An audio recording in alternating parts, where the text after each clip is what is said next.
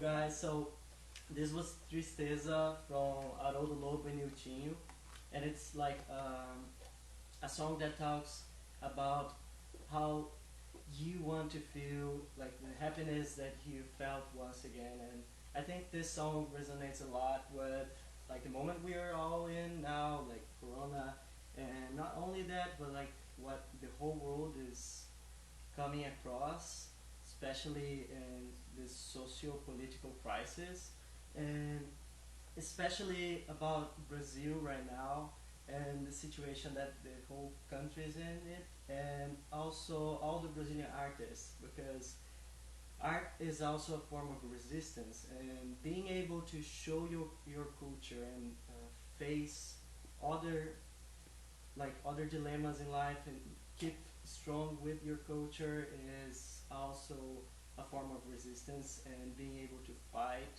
even when you cannot leave your place or go out in the streets and everything, just doing what your culture and what you feel most in love and connected with is already an act of resistance. So yeah, so I'd like to invite you guys. The link is on the description to help fund some like to help us in this time. I know like it's kind of cliche right now. Everybody's asking for money, and but feel free to donate. The link there's a PayPal link in the description and also Venmo. Um, yeah, Yeah, and just as a note, Victor won't say it himself, but most of the funds are going to go towards funding his education. He came to the United States because he had a dream to study jazz. And where do you learn jazz? You learn it in America. And now is the time as ever right now to learn the great music of all our Africans and African American and Black community. Jazz is so important and such a pivotal form of music for resistance. So the money goes to his education. He's going to go to Rutgers University in the fall and study there. So we're really excited about that. yeah. Is the sound okay? Like, do you guys Yeah, want to just I have write in the comments if it's okay? Ground sound in our part. Okay. Oh, cool. Okay. We're doing it. Okay. This is... Can you both speak a bit louder? Okay. Oh, okay. I'm gonna try to increase the overall volume here. Let's see. Okay. Hopefully Okay, this is better. I'll also speak a little closer to the microphone. Okay. Yeah. Thank you guys. And so the next song is a song by Hermeto Pascoal, which is one of the composers that's still alive, Brazilian music composers, and he just had his birthday, I think last week, 84 years old, and still performing, still composing. And his music is really important, especially in the Brazilian jazz and Brazilian music genre, because he brought back the roots of the Brazilian music culture. And this song we're gonna play is a baião, which is a Brazilian rhythm, and it's called Bebê. I hope you guys like.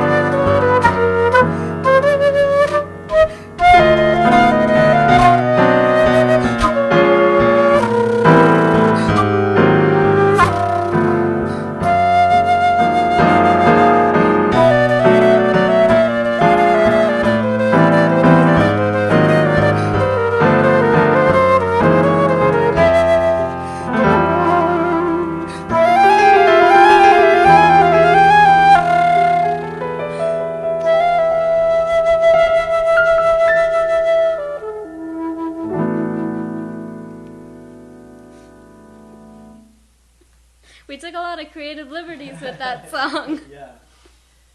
So yeah, this was Bebe, and like the thing that I like about Hermeto is like how he incorporates a lot of contemporary music research into the traditional Brazilian music, and his music's so open that like possibility creates a possibility for us to really improvise and really feel the music. Yes. Is the sound okay? Yes? Can you hear us speaking now? We're just checking the comments to see if you guys comment. Yeah? Yeah. Talk loudly. Is it loud? Yeah, I think it's okay. Okay. Okay. Sounds good. Anyway, so I think Brazil right now, as every other country right now in the world, is facing a lot of difficulties, and I think Brazil is in a special case right now because not only in economical ways because of Corona and everything, but also Brazil was already facing a big socio-political crisis, and especially with the matter of race that the whole world is like it's bringing to life now, and Brazil is in a weird situation that everyone that was born in Brazil has a little bit of all the races mixed, and that's the beauty of Brazil actually, and but that also gives the opportunity for a more in like a more rooted kind of discrimination and like in the people and in the government, and I think what is happening across the world is really bringing that forward and opening the eyes and for everyone in Brazil and everyone who has lived there and who has been through it to see how it is already inside of the culture that this discrimination and how we can change that. So this next song is by a composer that is called Gabriel Grossi. He plays harmonica, and it's one of my favorite composers of actually living right now for Brazilian music. And this song is actually a lullaby. So I would like to dedicate this song for everyone who's struggling out there. And this, I hope that this melody and the music and art itself help all you guys to go through with it and remain safe and fight for a more equal place in the world.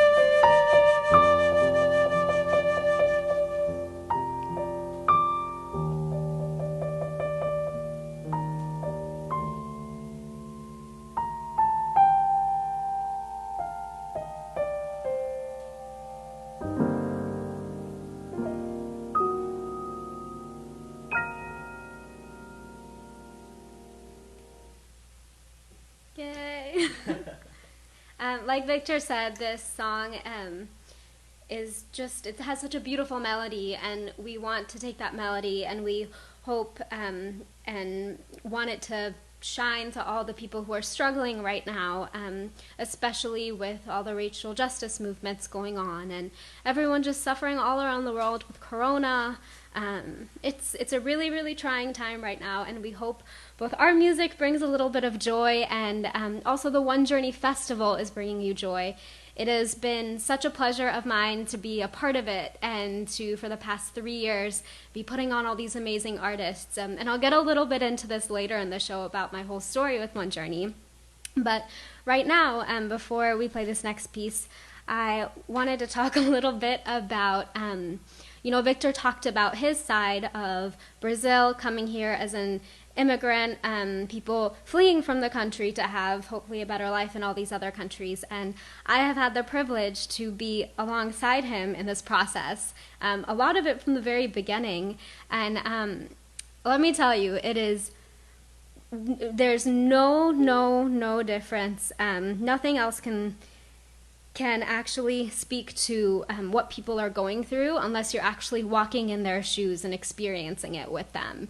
And there's just so much I've had to understand, so much I've had to learn that, like, the struggles people of a different country have to go through when they come to America. The system it's not built for them, especially with everything going on right now in the administration, retracting the H-1B visas, taking the OPT away from F1 students.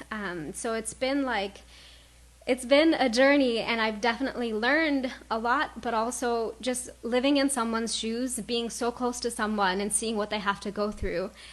You go through it yourself, and I encourage everyone out there, if you don't know an immigrant, a refugee, someone who's an asylum seeker, go out, talk to them, get close to them, learn their stories, and even just being there for them, I think, is helpful, and teaching them how the system works.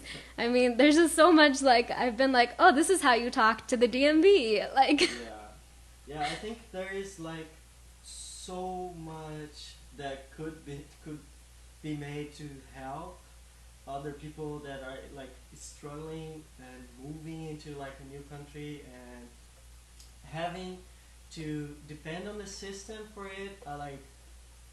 Especially I know more about the Latin America community, and the struggle is to go to simple things. For example, getting a driver license is a pain, and in Brazil it's hard because people from Brazil cannot get what's the name, refugee status here in US. So especially for artists to come here, it's a big struggle, especially because Brazil right now is defunding most of the arts and the research, and right now it's a really struggle to come here. But being able to have someone by your side to help you to go through the process is really, really helpful. Oh, so sweet. Part of this, has really brought something back into my life, going through Victor's experiences, learning about his things he used to struggle with, and that is, I'm a child of immigrants, and I think when I was younger, a lot of this you take for granted as a child of an immigrant. Just things like how your parents might struggle with finding the right job, trying to support their kids and making their kids their focus. Other things like just being able to know what to say when you want to find something at the grocery store.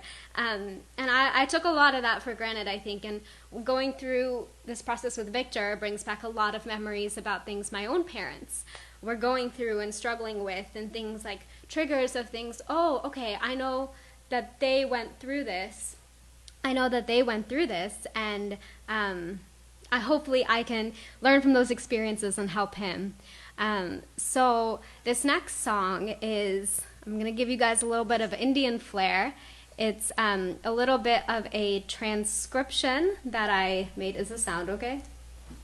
Yeah, people are saying here that I need to come closer to the mic. Well, you can. Do you want to just use my mic I in think the it's fine. other? Let me know if now it's better. I don't know if you guys can hear me now. Anyway, but yeah, I'm trying to go through with the comments here, but yeah. Yeah. Yeah. Okay. Okay. This next song, it's a transcription of a song that I used to hear in the car all the time as a child. It's a Carnatic song, and basically the process came about when I was trying to teach Victor Indian music, and it's really hard to teach tonal instruments, Indian music, because there's a lot of like in-between tones, and that's a layman's way of describing it. So when I was trying to teach him a simple tune or a simple like scale, I started remembering this song from my childhood. And it was a Carnatic song sung in Kannada, and it's called Kanda Bedavo. And the song is about Lord Krishna and his mother. It's also a lullaby. And when Krishna was younger, his mother caught him eating dirt. And she goes over to him and she's like, "Why have you been eating dirt? Like, open your mouth." Like, and he's like, "No, I haven't. No, I haven't." And she's like, "No, open your mouth for me." And he opens his mouth.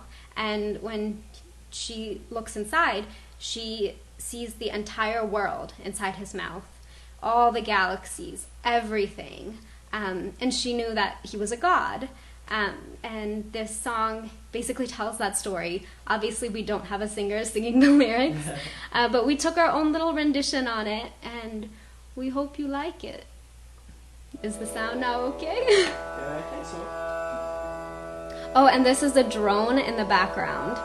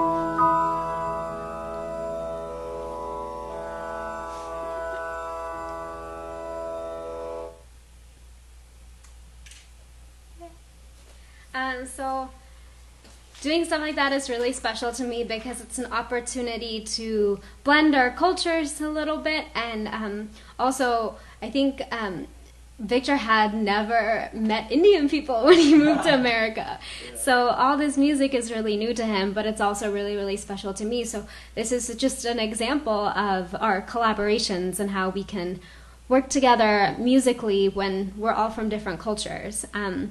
And this is a fantastic segue into the importance of the One Journey Festival and how thankful I have been to be a part of this process.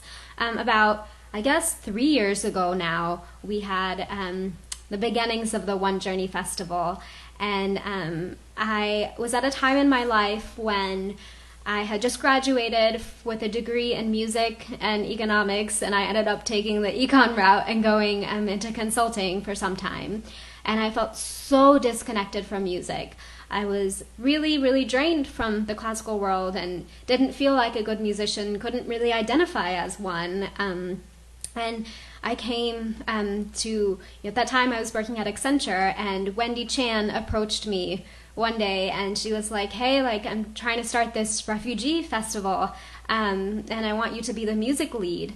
And I was like, okay, this is a great way for me to learn about more artists in DC. And what I ended up discovering from this experience was that not only DC is an array of, filled with an array of multicultural artists, but that this whole experience, being a part of One Journey, actually shaped me as a musician. When I first started reaching out to artists to perform at the festival, they started wanting to collaborate with me just to play music. And we started playing together, and I started playing in bands of many of these artists. And I've had the honor and privilege to play with DC artists such as Jaja Bashangezi, who is a Congolese refugee artist. I've played with amazing Balkan singers from Oh, and also Middle Eastern musicians, musicians from Egypt, and also Sheikh Amala Diabate, who is a Malian musician. With him, I had the opportunity to travel to Mali back in February, go to his hometown, and just get a whole new perspective on how music is in different countries. Like it's way different than our classical music education. And I also got the opportunity to have music as a role of activism. And we went there, we played in a lot of festivals, but we also were in the villages and playing with the artists there as kids and playing music with them. So that was just a transformational experience. But one journey also inadvertently brought me to Victor, because when I first started volunteering, there was a wonderful musician by the name of Marcel Pena, who you've probably seen us play with. She volunteered at the One Journey Festival, and she came to me and said, like, can we collaborate? And I played with her on a couple tunes, and then one day she said, like, hey, by the way, I'm going to invite this pianist. He just moved here from Brazil, and he's awesome. And I showed up to rehearsal, and since then, like, we have a wonderful story. So this next song is Água de Beber, and we do an arrangement with Pau de Arara, which is another song about the migration from people from the north part of Brazil to the southeast, and it resembles a lot what it feels to be going from your another country, your home country, to a foreigner area. So, and shout out to Marcel. yeah. This is a He's song watching that and you love to saying- play. Yeah. Okay. 1, 2, 1, 2.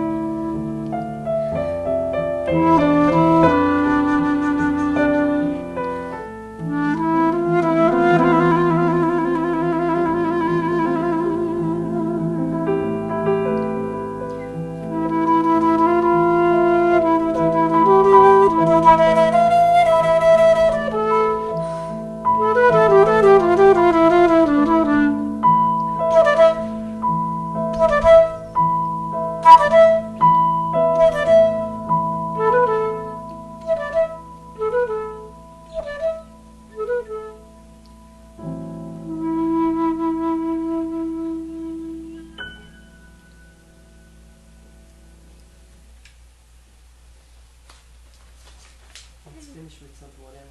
Yeah? So, How much time has it been going? yeah, it's 1 hour already. Oh, wow. So this is the last song, guys. It's a shoro, which is from, I don't know, really old, like the 30s and 40s, I think. Not sure about this one though. So yeah, this is what we call in Brazil, we call Brazilian tango. So hope you guys like it. And one last thank you for everyone who's been listening. And if you can, please donate. Any little bit counts to support artists, especially Victor, in this time when the economy is crazy, paying for school is very difficult. So any little bit really helps. We're really thankful for you guys listening. And let's do this one. This is going to be a fast, hard one for me.